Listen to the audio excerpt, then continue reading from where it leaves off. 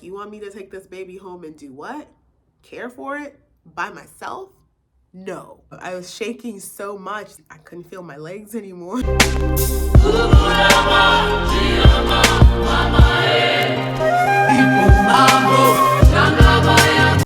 Hey sis, welcome back to my channel. My name is Olaitan and this is DearLulebi, where we talk about all things motherhood, fashion, personal style, and navigating postpartum life together. So if that sounds like your vibe, please do subscribe, comment on this video, give a thumbs up, and hit the bell notification so you don't miss future videos. All right, let's get straight into it. I've been doing a series on pregnancy, the first, second, third trimester, and the first year postpartum. This video is going to be about delivery. So if that sounds interesting to you, please stay tuned. Oh, what am I wearing? Wearing an old dress from H&M.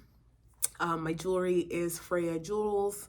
This one I got from a different brand. I'll put it on the screen. And the necklace is from Freya Jewelry as well.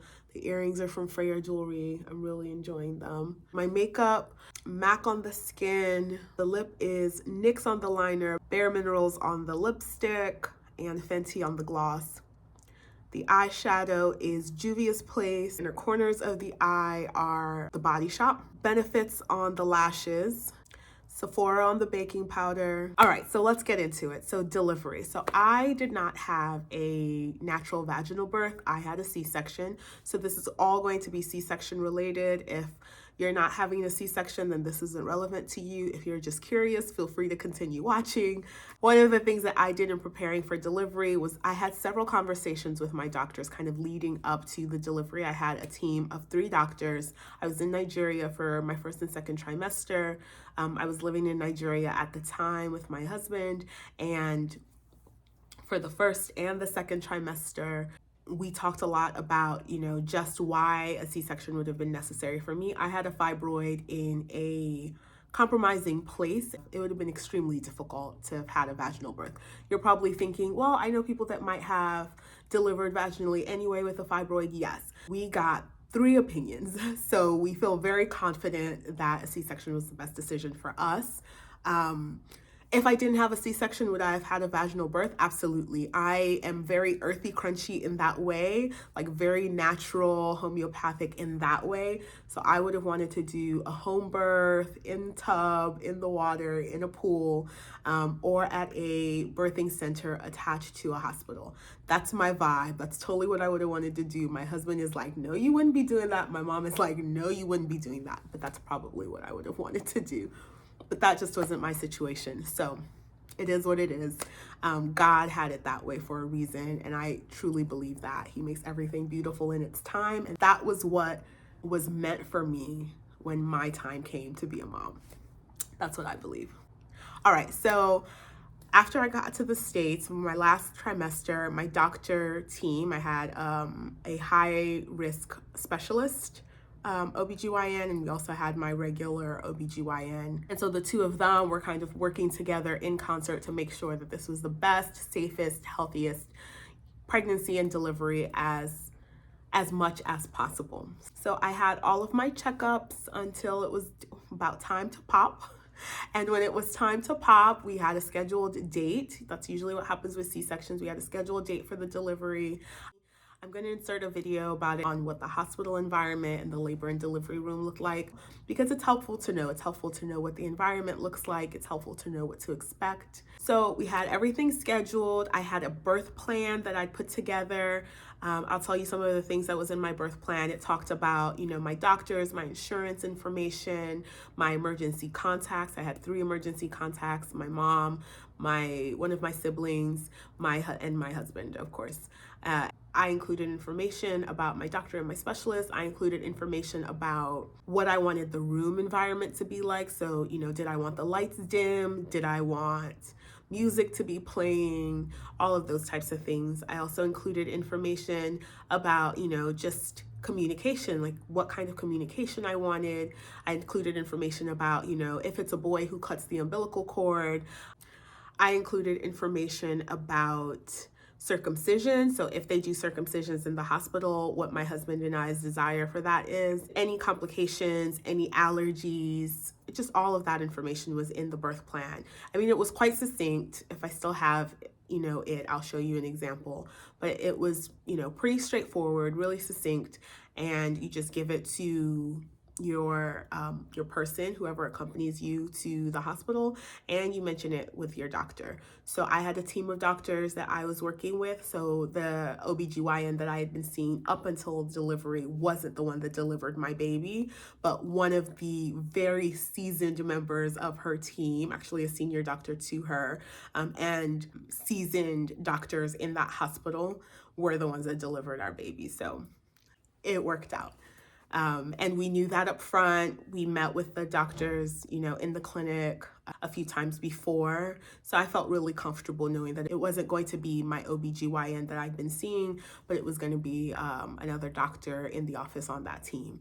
And that worked really well for me. And the delivery went well. So what they do is they get you all undressed and suited up. They give you a temporary room. They check you in. After all of that happens, then the nurses come. They take all of your vitals, check on the baby, make sure that everything is okay, which it was.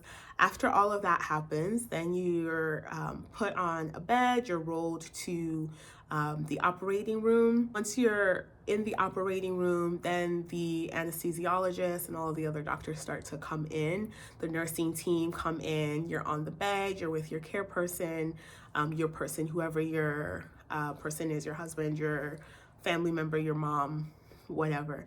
And so you're there with your person, and at least in my case, the doctors, the anesthesiologists, and all of the nurses in the room then introduce themselves. They tell you who they are and what they do, what their role is. And so you just feel a little bit more comfortable. It was my first time getting an epidural. I mean, I've never been pregnant before. I've never had a child before. This is our first child. So this is my first epidural. And I was like, oh my gosh. I was shaking so much that the anesthesiologist was like, look, I can't do anything until you stop shaking. So we're just gonna have to wait. And they just started trying to do everything they could to relax me just so that I can get it. Then after I was relaxed, they gave it to me. I couldn't feel my legs anymore. And they were moving, and he was being silly, oh, I'm doing this right now. Can you feel it? And I'm like, no. And he's like, I'm doing it again. Can you feel it? I'm like, no. He's like, okay, great. The first time I wasn't doing anything. The second time I was doing something, but you couldn't feel it either way. So that's good. That's a good sign. Then after that, they continue to check your vitals, everything, your blood pressure, your oxygen levels. They recommend you don't have your nails painted, but I've seen so many people with their nails painted. So one of the things that I asked before my appointment actually was why don't you paint your nails?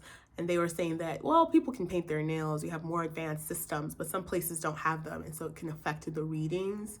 And one of the ways they can tell if something's going on with you or with your baby is just looking at your nail beds if there's any reason for concern. So after that, then the doctor comes in. They tell you okay, we're going to go in and we're going to, start the delivery process now. Everyone's quiet. They start cutting. Obviously, that's what they're doing. I can't feel it, but I can tell something's happening behind the curtain. There's a curtain that separates your upper body from your lower body, so you're not seeing or watching technically, but you're awake, you're alert. You have to be. And then they take out the baby. Then once the baby is out, they hold up the baby and they tell you the baby's been delivered.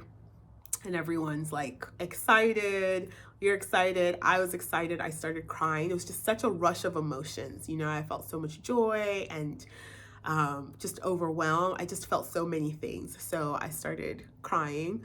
And then they, my person cut the umbilical cord. In my case, it was my mom. My mom was there, so she cut the umbilical cord. And then one of the instructions that I had on my birth plan was that, that they would announce what the sex of the baby is, because I don't know the gender. We haven't found out throughout the entire process. Doctors were really great, and they basically offered to take photos of family and I with the baby. So that was really cool. Then after all of that, we were rolled off to my maternity room in the labor and delivery ward. That's where we stayed for the next 3 days, and they just kept doing checks. They would bring the baby to your room and you can breastfeed. So if you're struggling to breastfeed, then you would be given formula and then you would feed your baby that way. So there are options for everyone. Anyhow, we stayed in the hospital for 3 days, and then on the 3rd day, they checked us out, made sure that everything was okay. They give you all of the paperwork that you need to request an official birth certificate for your child, anything else that is necessary to discharge you. And then once you're discharged, you get wheeled out by staff at the hospital, as well as your care person, and then you go home. And once we got home, that's when the real deal started. That's when everything really began. Stuff hit the fan then. It was a whole nother world. I was like, you want me to take this baby home and do what? Care for it by myself? No. Again, if you're new here, please subscribe and follow along on this series. This was the labor and delivery portion.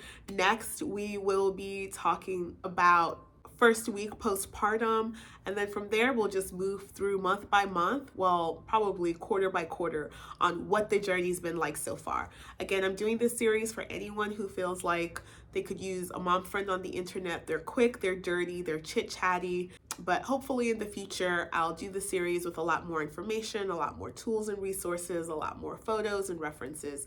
But for now, we're just getting it out there so that you've got someone walking along the motherhood and postpartum journey with you. Good luck. Bye.